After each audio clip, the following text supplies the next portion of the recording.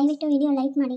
ದಿನಕ್ಕೆ 70-80 ವ್ಯೂಸ್ ಬರ್ತಿದೆ, ಆದರೆ ಯಾರೂ ಲೈಕ್ ಮಾಡ್ತಿಲ್ಲ, ಶೇರ್ ಮಾಡ್ತಿಲ್ಲ, ಸಬ್ಸ್ಕ್ರೈಬು ಮಾಡ್ಕೋತಿಲ್ಲ. ನಿಮಗೆ ವಿಡಿಯೋ ಇಷ್ಟ ಆಗಲಿಲ್ಲ ಅಂದರೆ ಕಮೆಂಟ್ ಮೂಲಕ ತಿಳಿಸಿ. ಆವಾಗ ನಾನು ಏನಾದರೂ ಚೇಂಜಸ್ ಮಾಡೋದಿದ್ದರೆ ಮಾಡೋಕ್ಕಾಗುತ್ತೆ. ನೀವು ಸುಮ್ಮನೆ ಲೈಕು ಮಾಡದೆ ವೀಡಿಯೋಸ್ ನೋಡ್ತಾ ಇದ್ದರೆ ನಿಮ್ಗೆ ಇಷ್ಟ ಆಗಿದೆಯೋ ಇಲ್ವೋ ಅದು ನನಗೆ ಗೊತ್ತಾಗಲ್ಲ. ಹಾಗಾಗಿ ದಯವಿಟ್ಟು ಪ್ಲೀಸ್ ಒಂದೇ ಒಂದು ಲೈಕ್ ಮಾಡಿ ನಿಮಗೆ ವಿಡಿಯೋ ಇಷ್ಟ ಆದರೆ. ಹಾಗೆ ಶೇರ್ ಮಾಡಿ, ಸಬ್ಸ್ಕ್ರೈಬ್ ಮಾಡಿಕೊಂಡು ಸಪೋರ್ಟ್ ಮಾಡಿ. ಅಬ್ಬಾ ಎಷ್ಟು ಚಳಿ ಅಲ್ವಾ ಅಕ್ಕ, ಹೊರಗಡೆ ಹೆಜ್ಜೆ ಇಡೋಕ್ಕಾಗ್ತಿಲ್ಲ. ಒಂದು ಕಪ್ ಸ್ಟ್ರಾಂಗ್ ಕಾಫಿ ಮಾಡ್ಕೊಡೆ. ಚಳಿಗೆ ಹಾಸಿಗೆ ಬಿಟ್ಟು ಎದ್ದೇಳ್ಬೇಕಂತಲೇ ಅನಿಸೋದಿಲ್ಲ. ಹೌದಪ್ಪ, ಪಾಪ ಈ ಸ್ಕೂಲಿಗೆ ಹೋಗೋ ಮಕ್ಕಳು ಈ ಮಳೆಯಲ್ಲಿ ಅದು ಹೆಂಗೆ ಹೋಗ್ತಾರೋ ಏನೋ. ಏನು ಮಾಡೋಕ್ಕಾಗತ್ತೆ, ಮಳೆ ಬರ್ತಿದೆ ಅಂತ ಸ್ಕೂಲು ಆಫೀಸ್ ಬಿಡೋಕ್ಕಾಗತ್ತಾ? ಅದು ನಿಜನೇ ಬಿಡು. ಏನಂದರೆ ಈ ಟೈಮಲ್ಲಿ ನನಗೆ ರಜೆ ಇದೆಯಲ್ಲ, ಅದೇ ಒಂದು ಖುಷಿ. ಆರಾಮಾಗಿ ಮನೇಲಿರ್ಬೋದು. ನೀನು ಅದೃಷ್ಟ ಅಂತಂದು, ಏನು ಅದೃಷ್ಟನೋ ಏನೋ. ಅಭಿ ಆಫೀಸಿಗೆ ಹೋದರೆ ನನಗಂತೂ ಬೇಜಾರಾಗುತ್ತೆ. ಇನ್ನೇನು ಇನ್ನೊಂದು ಸ್ವಲ್ಪ ಹೊತ್ತಿಗೆ ನೀನು ಆಫೀಸಿಗೆ ಹೋಗ್ತೀಯಾ? ಒಬ್ಬಳೇ ಒಬ್ಳು ಏನು ಮಾಡಬೇಕಂತಲೇ ಗೊತ್ತಾಗಲ್ಲ. ಯಾಕೆ ಬೇಜಾರು? ಅಮ್ಮನ ಜೊತೆ ಕುತ್ಕೊಂಡು ಮಾತಾಡು. ಪಾಪ ಅವರಿಗೂ ನೀನು ಇಲ್ಲದೆ ಎಷ್ಟೊಂದು ಬೇಜಾರಾಗುತ್ತೆ ಗೊತ್ತಾ? ಅಯ್ಯ ಹೋಗಕ್ಕ, ಆ ಅಮ್ಮನ ಜೊತೆ ಕುತ್ಕೊಂಡ್ರೆ ಬರೀ ಮದುವೆ ಮಾಡ್ಕೊ ಅನ್ನೋದ್ರಲ್ಲೇ ಇರುತ್ತೆ. ಮದುವೆ ಮಾಡಿಕೊಂಡು ಆಮೇಲೆ ಓದಬೇಕಂತೆ ನಾನು.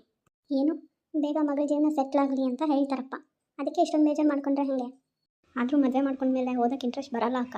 ಈಗಲೇ ಓದೋದು ಅಷ್ಟರಲ್ಲೇ ಇರುತ್ತೆ. ಮದುವೆ ಆದಮೇಲೆ ಇಂಟ್ರೆಸ್ಟ್ ಏನಿಲ್ಲ ಬರುತ್ತೆ ಹೇಳು. ಅದು ನಿಜನೇ. ಓದೋ ಟೈಮಲ್ಲಿ ಓದ್ಬಿಡ್ಬೇಕು ಬಿಡುವ ಅನು, ಇಲ್ಲಾಂದರೆ ಕಷ್ಟ ಆಗುತ್ತೆ. ಜೀವನ ನಾವು ಅಂದ್ಕೊಂಡಂಗೆ ಇರೋದಿಲ್ಲ ಯಾವಾಗಲೂ. ಆದರೂ ಅವ್ರು ಕೇಸ್ ಒಳ್ಳೆ ವಾಪಸ್ ತೊಗೊಂಡ್ರು ಅಕ್ಕ. ನಾನು ಅಂದ್ಕೊಂಡಿರಲಿಲ್ಲ ಅವ್ರು ವಾಪಸ್ ತೊಗೋತಾರೆ ಅಂತ. ಹ್ಞೂ ಅಲ್ವಾ, ನಾನು ಅಂದ್ಕೊಂಡಿರಲಿಲ್ಲ ಇವ್ರು ಎಷ್ಟು ಬೇಗ ಕೇಸ್ ವಾಪಸ್ ತೊಗೋತಾರೆ ಅಂತ. ಜಾನು ಇದ್ದಾಳಲ್ಲ, ಏನಾದರೂ ಹೇಳಿರ್ತಾಳೆ ಹೆದರ್ಸೋ ಹಾಗೆ. ಹೆದರ್ಕೊಂಡು ವಾಪಸ್ ತೊಗೊಂಡಿದ್ದಾರೆ ಅಷ್ಟೇ, ಇಲ್ಲಾಂದರೆ ಇಷ್ಟು ಬೇಗ ಮಾತು ಕೇಳೋರಲ್ಲ ಅವರು. ಏನೇ ಆಗಲಿ ಒಳ್ಳೆ ನಾದಿನಿ ಸಿಕ್ಕಿದ್ದಾರೆ ನಿನಗೆ. ಆ ಮನೆ ಫುಲ್ ಎದುರಾಕೊಂಡು ನಿನಗೆ ಸಪೋರ್ಟ್ ಮಾಡ್ತಾರೆ ನೋಡು. ಮೆಚ್ಚಲೇಬೇಕು ಅವ್ರ ಧೈರ್ಯನ. ಬೇರೆ ಹೆಣ್ಮಕ್ಳಾಗಿದ್ದಿದ್ರೆ ಫಸ್ಟ್ ಮನೆ ಆಮೇಲೆ ಅತಿ ಅಂತಿದ್ರು. ಇವ್ರು ನೋಡಿದರೆ ಫುಲ್ ಉಲ್ಟಾ. ಅವಳೊಂಥರ ಹಾಗೆ ನ್ಯಾಯ ನೀತಿಯಿಂದ ಇರಬೇಕು, ಯಾರಿಗೂ ಅನ್ಯಾಯ ಆಗಬಾರ್ದು ಅಂತ ಯೋಚನೆ ಮಾಡ್ತಾಳೆ. ಲಾಯರ್ ಆಗೋದಕ್ಕೆ ಹೇಳಿ ಮಾಡಿಸ್ದಂಗಿದ್ದಾಳೆ. ಗ್ರೇಟ್ ನಿಜವಾಗ್ಲು. ನನಗೆ ತುಂಬ ಇಷ್ಟ ಆಗ್ಬಿಟ್ರು ಅವರು. ಹಾಗಾದರೆ ನಿಮ್ಮ ಹಸ್ಬೆಂಡ್ ಸುಮ್ಮನೆ ಆಗಿಬಿಟ್ಟಿರ್ತಾರೆ ಈಗ ಕೇಸ್ ವಾಪಸ್ ತೊಗೊಂಡು, ಅಥವಾ ಬೇರೆ ಏನಾದರೂ ಪ್ಲ್ಯಾನ್ ಮಾಡ್ತಾ ಇರ್ತಾರಾ? ಅಷ್ಟು ಈಸಿಯಾಗಿ ಸುಮ್ಮನೆ ಆಗೋ ಜನ ಅಲ್ಲ ಅವರು. ಬೇರೆ ಏನಾದರೂ ಯೋಚನೆ ಮಾಡ್ತಿರ್ಬೋದು. ಯಾವುದಕ್ಕೂ ನಮ್ಮ ಹುಷಾರಲ್ಲಿ ನಾವಿದ್ರೆ ಒಳ್ಳೇದಷ್ಟೇ. ತಗೋ ಕಾಫಿ. ನೀನು ಕುಡಿಯಲ್ವಾ? ಬೇಡ ಕಣೆ, ನನಗೆ ಕಾಫಿ ಯಾಕೋ ಕುಡಿಬೇಕು ಅಂತಲೇ ಅನಿಸಲ್ಲ ನನಗೆ ಇತ್ತೀಚೆಗೆ. ನನಗೊಂದು ಡೌಟ್ ಕಣೆ, ಕೇಳಿದರೆ ಬೇಜಾರು ಮಾಡ್ಕೊಳ್ಳಲ್ಲ ತಾನೆ? ಇಲ್ಲ ಕೇಳು. ಅಪ್ಪು ಯಾವಾಗಲೂ ಅವ್ರ ಅಪ್ಪನ ಬಗ್ಗೆ ಕೇಳಿಲ್ವಾ? ಅಂದರೆ ಅವ್ರು ಯಾಕೆ ನಮ್ಮ ಜೊತೆ ಇರಲಿಲ್ಲ, ಯಾವಾಗ ಬರ್ತಾರೆ, ಆ ಥರ ಏನೂ ಪ್ರಶ್ನೆ ಮಾಡಲ್ವಾ ಅವಳು? ಅವಳಂಗೆ ಪ್ರಶ್ನೆ ಮಾಡ್ತಾಳೆ ಅಂತ ಗೊತ್ತು ನನಗೆ. ಅದಕ್ಕೆ ನಿಮ್ಮಪ್ಪ ಇಲ್ಲಿಲ್ಲ, ಬೇರೆ ಊರಲ್ಲಿದ್ದಾರೆ, ಸದ್ಯಕ್ಕೆ ಬರೋದಿಲ್ಲ, ಇನ್ನೂ ತುಂಬ ಲೇಟ್ ಆಗುತ್ತೆ ಅಂತ ಹೇಳಿಬಿಟ್ಟಿದ್ದೀನಿ. ಪಾಪ ಅಲ್ವಾ? ಮನೇಲಿ ಎಲ್ಲರೂ ಸರಿ ಇರಬೇಕು ಬಿಡಕ್ಕ, ಇಲ್ಲಾಂದರೆ ತುಂಬ ಕಷ್ಟ. ನೀ ಹೇಳಿದ್ದೆಲ್ಲ ಕೇಳ್ತಾಳಲ್ಲ.